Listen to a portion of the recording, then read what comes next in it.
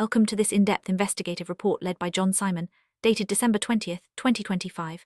Today, we delve into the complex and disturbing intersection of federal and state bureaucratic hypocrisy, the abuse of church and state power, and the harrowing reality of medical malpractice and child exploitation. This report shines a light on how these abuses are not isolated incidents, but are woven into the very fabric of certain political and institutional systems.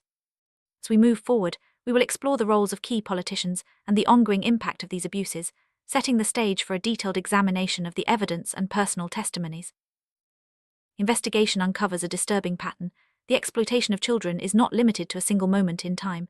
Instead, it persists throughout the child's life, sometimes even continuing into adulthood. This ongoing abuse is perpetuated by systems that should protect the vulnerable, yet instead, they enable harm. The report emphasizes that the cycle of exploitation is maintained by both bureaucratic indifference and active participation from those in power. As we proceed, we will identify specific individuals and mechanisms that allow such abuses to persist, highlighting the urgent need for accountability and reform. Central to this investigation are several high-profile politicians identified as associates in the perpetuation of abuse. While the list is not exhaustive, it includes John Boehner, Karen Bass, James Bowman, also known as J.D. Vance, and Donald Trump.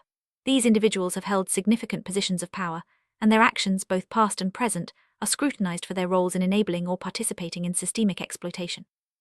By naming these figures, the investigation seeks to hold those in authority accountable and to encourage a broader conversation about the responsibilities of public officials.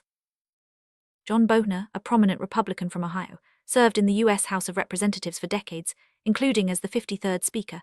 His long tenure in office from 1985 to 2015 positioned him at the heart of legislative power. The investigation highlights how Boehner's influence extended beyond policy, touching on cultural and symbolic aspects of political identity. His association with the Republican mascot, the elephant, is explored as part of a broader narrative about ritual and symbolism in political abuse. This sets the stage for a deeper look at how political imagery can be weaponized. Report draws unsettling connections between political symbolism and ritual abuse. For example, the Republican elephant is linked to the concept of the erect male penis, suggesting a disturbing use of imagery as a tool for ritualistic luck and power. The investigation references historical events, such as the ritual crime of Simon of Trent, to illustrate how such practices, once hidden, are now conducted openly. This scene challenges viewers to consider the deeper meanings behind political symbols and the ways in which they can be manipulated for harmful purposes. Key concept in the investigation is the use of the X and the scapegoat, rooted in the Book of Leviticus. Politicians are accused of using these mechanisms to redirect blame and justify vigilante justice, particularly in cases of sexual exploitation. What is framed as the redirection of sin is, in reality, criminal behavior. This scene unpacks how ancient religious concepts are repurposed in modern political contexts to mask and perpetuate abuse, blurring the lines between justice and crime. Karen Bass, the current mayor of Los Angeles, has a unique background that bridges medicine and politics. Before her political career, she was a medical professional, graduating from USC Keck School of Medicine and holding a degree in health sciences. The investigation points out a contradiction. Despite her expertise in health, her governance is implicated in the ongoing abuse of John Simon. Bass is symbolically linked to the Democratic mascot, the donkey, further emphasizing the role of political imagery in these narratives. The Democratic Party's mascot, the donkey, also known as the jackass, is used in the investigation to draw parallels between political identity and bodily symbolism. Karen Bass is portrayed as representing the ass, reinforcing the idea that political parties use animal imagery not just for branding, but as part of deeper, sometimes sinister, rituals. This scene invites viewers to question the true purpose behind such symbols and the potential for their misuse in justifying or concealing abuse.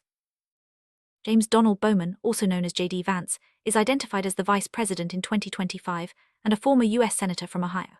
The investigation draws connections between Bowman and cultural references, such as the character Dr. David Bowman from 2001, A Space Odyssey. Additionally, personal anecdotes link Bowman to individuals from Simon's past, suggesting a pattern of recurring figures and influences. This scene explores how personal histories and public roles can intersect in unexpected and sometimes troubling ways. Report highlights uncanny similarities between politicians and individuals from Simon's childhood, such as the twins Brian and Chris Hopkins and schoolmate Jake Hampson. These connections are used to illustrate the pervasive and personal nature of the abuse, suggesting that the same patterns and actors reappear throughout Simon's life. The narrative underscores the psychological impact of such recurring harm and the difficulty of escaping cycles of exploitation.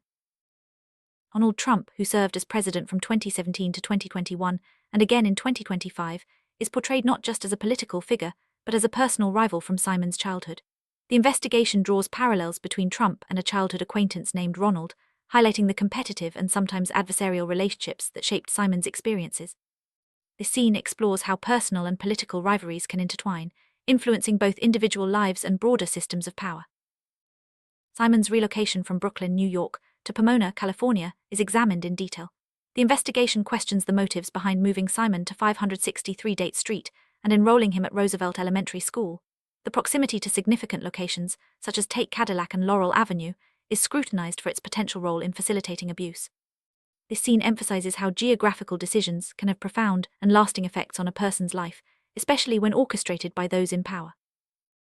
Simon's forced participation in the St. Joseph Roman Catholic Church is highlighted as a critical factor in his experience of abuse. The investigation references historical cases, such as Simon of Trent, to draw parallels between past and present instances of torture and genital mutilation. This scene explores the role of religious institutions in perpetuating harm, raising important questions about accountability and the need for reform within these organizations. Simon's previous reports include detailed testimonies of torture, genital exploitation, and molestation from birth through his early school years. The investigation suggests that these abuses were not isolated incidents, but part of a broader pattern of ritual exploitation, possibly involving sedation and other forms of control. This scene underscores the importance of survivor testimony in uncovering hidden abuses and the challenges faced in seeking justice. Simon alleges that he was used for breeding purposes at a very young age while being sedated. The report indicates a temporary cessation of abuse, allowing Simon some respite, before the cycle resumed with renewed intensity. This scene delves into the disturbing allegations of ritual breeding and the use of sedation as a tool for exploitation, highlighting the need for thorough investigation and support for survivors. Simon's marriage to Susan Green in 1987 marked a brief period of normalcy. However, by 2001, the abuse resumed with increased aggression. The report details how personal relationships can be affected by ongoing trauma and how abusers may exploit these connections to maintain control. This scene explores the intersection of personal life and systemic abuse, emphasizing the long-term impact on survivors and their families.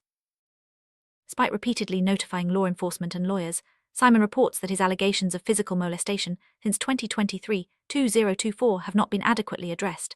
The investigation highlights the challenges survivors face in seeking justice, including technological barriers that allow perpetrators to act from a distance. This scene calls attention to the need for improved legal protections and more responsive law enforcement practices. A particularly disturbing aspect of the abuse is its technological dimension. Simon alleges that perpetrators use technology to conduct ritual molestation from a distance, manipulating his body for symbolic purposes. This scene explores the intersection of technology and abuse, raising urgent questions about privacy, consent, and the potential for new forms of exploitation in the digital age. Investigation alleges that both the Republican and Democratic parties engage in ritualistic practices involving the exploitation of individuals for symbolic purposes. These rituals are said to serve not only as acts of abuse, but also as demonstrations of power and luck. This scene examines the role of political parties in perpetuating harmful traditions and the need for greater transparency and accountability. Simon asserts that he never authorized any medical implants or services related to erectile dysfunction, yet believes that such mechanisms were implanted in his body for malicious purposes. The report details how these implants are allegedly used to control his body remotely, furthering the cycle of ritual abuse. This scene highlights the dangers of medical malpractice and the importance of informed consent in all medical procedures.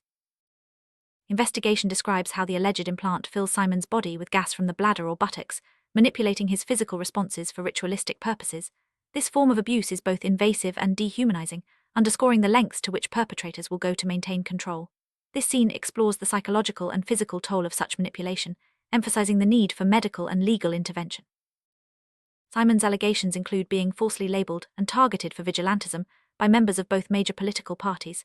The investigation traces the origins of this targeting to family court proceedings between 1999 and 2001. This scene examines how false accusations and vigilante justice can devastate lives, and the importance of due process and fair treatment for all individuals. Significant barrier to justice in Simon's case is the refusal of attorneys to provide him with records from crucial court proceedings. Despite repeated requests, Simon's former attorneys and his ex-wife's attorney have not released any documentation. This scene highlights the challenges survivors face in accessing their own legal records and the need for greater transparency and accountability within the legal profession. Investigation underscores the profound sense of betrayal experienced by survivors when institutions designed to protect them instead enable or conceal abuse.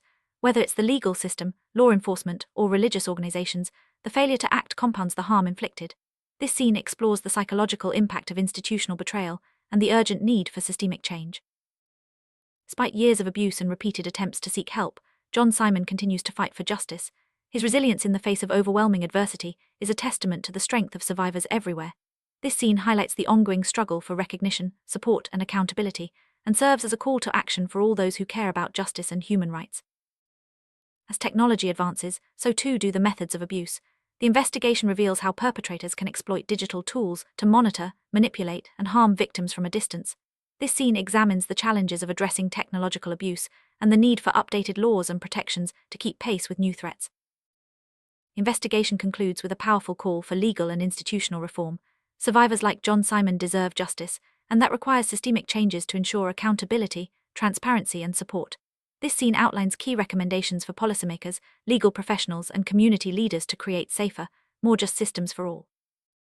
Throughout this investigation, survivor testimony has played a crucial role in uncovering hidden abuses and challenging powerful institutions. By sharing their stories, survivors like John Simon help to break the silence and inspire others to come forward. This scene emphasizes the value of listening to and believing survivors and the transformative power of their voices. In summary, this investigation has exposed a troubling web of bureaucratic hypocrisy, political symbolism, medical malpractice, and technological abuse. The involvement of high-profile politicians and institutions underscores the urgent need for accountability and reform. As we reflect on these findings, it is clear that only through collective action and systemic change can we hope to prevent future abuses and support those who have been harmed. The final scene is a call to action for viewers, policymakers, and community members alike. The fight against abuse and exploitation requires vigilance, compassion, and a commitment to justice. By supporting survivors, demanding accountability, and advocating for systemic change, we can work together to build a safer and more just society for all. Thank you for joining us on this important journey.